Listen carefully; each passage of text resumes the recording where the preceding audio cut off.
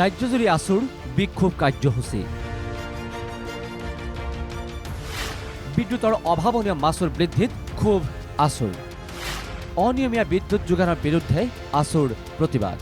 পুনৰ ৰাজপথলৈ ওলাই আহিল সদৌ অসম ছাত্ৰ সন্থা। শক্তি বিভাগ আৰু স্মাৰ্ট মিটাৰৰ বিৰুদ্ধে ক্ষোভ সদৌ অসম ছাত্ৰ সন্থাৰ। অনিয়মীয়া বিদ্যুৎ যোগান, অভাৱনীয় হাৰত বিদ্যুতৰ মাচুল বৃদ্ধি, স্মাৰ্ট মিটাৰৰ নামত জনসাধাৰণৰ মূৰত অত্যাচাৰ চলোৱাৰ প্ৰতিবাদত ওলাই আহিল আছু কৰ্মী।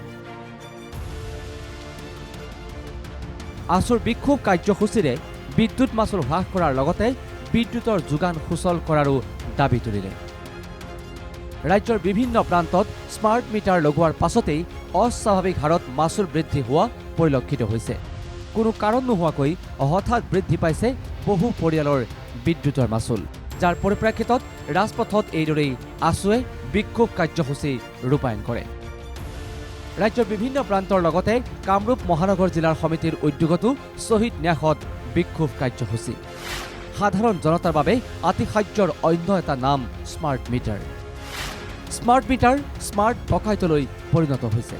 বিক্ষোভ কাৰ্যসূচীত এই মন্তব্য আছুৰ সভাপতি উৎপল শৰ্মাৰ। আজি সদৌ অসম ছাত্ৰ সন্থাই সমগ্ৰ অসমৰ প্ৰতিখন জিলা সদৰত অসমৰ ৰাইজে সন্মুখীন হৈ অহা স্মাৰ্ট মিটাৰৰ আতিশয্য, অভাৱনীয় বিদ্যুৎ মাচুল বৃদ্ধি আৰু অনিয়মীয়া বিদ্যুৎ যোগানৰ প্ৰতিবাদত বিক্ষোভ কাৰ্যসূচী ৰূপায়ণ কৰিব। এতিয়া স্মাৰ্ট মিটাৰ মানুহৰ কাৰণে আতিশয্যৰ অন্য নাম হৈ গৈছেগৈ, স্মাৰ্ট ডকাইত আচলতে।